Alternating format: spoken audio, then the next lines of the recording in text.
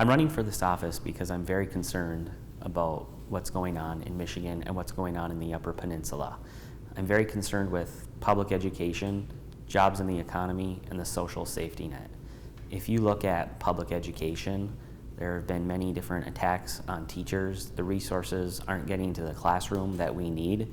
But also when you look at the profession overall, there has been changes in legislation, and recently the legislation was signed into law that changes the retirement for new teachers getting into the profession. I think it makes it less secure. So I think we need to have a very strong advocate from our part of the state on public education. And in terms of jobs in the economy up here, I think we need to be looking at infrastructure. The regional economy, is dependent on both the private and public sector. But when you start looking at developing high-speed internet access, it's going to take people to build the infrastructure. Then people will be required to maintain the infrastructure. But then the different types of jobs that can be attracted or created here to actually use the high-speed internet, I think that is very important. There's no reason why every part of the Upper Peninsula cannot be covered when other parts of the state have high-speed internet access. And in terms of the social safety net, we need to be watching very closely what's going on with healthcare, especially as it relates to the Medicaid expansion, which in Michigan is known as the Healthy Michigan Plan. It's very important in all 4 counties of the district I'm running to represent.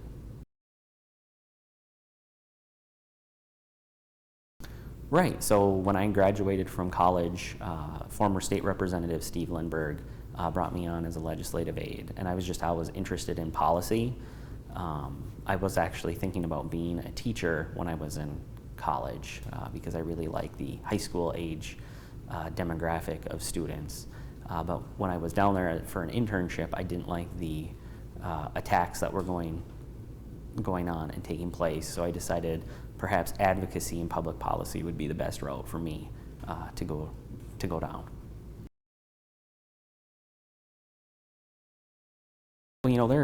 There's 2 parts of being a legislator that are very important, and the first part is actually working on legislation, and I understand the process very well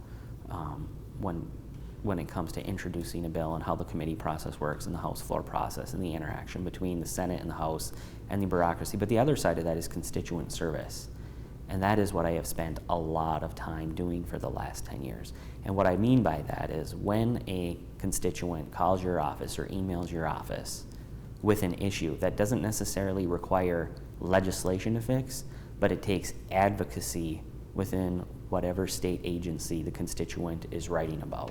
It could be something as simple as a permit for a nonprofit that is trying to raise funds to help the community, or it can be something more complicated, such as a permit for a business that is trying to get up and running, and there could be a snag. So that part of a legislator's office is just as important as the actual legislation itself. So the fact that I've been doing that for 10 years for other elected officials, I really understand how to do that and how important that is. I think that makes me stand out a little bit more than the rest. Well, I think, certainly, I'm running for office. I want to hear from folks. I knock on a lot of different doors, during this campaign. And, part of the reason I'm doing that is because that's the most effective way to learn what's on the mind of the people. And if and when I'm elected, I certainly hope people would call my Lansing office, or when they see me in the community at different events, talk to me. And I'm also going to be, having my own different coffee hours up here too to meet with folks. And in the past, I've got to follow along other legislators when they do this, and it's very effective. So that's how people are going to be able to stay in contact with me, and I'm going to stay in contact with them and let them know what's going on in Lansing, and I'm going to let the people know in Lansing what's going on back at home here in the district. I think I'm the right person for the job because I have a good temperament. I like to work with people.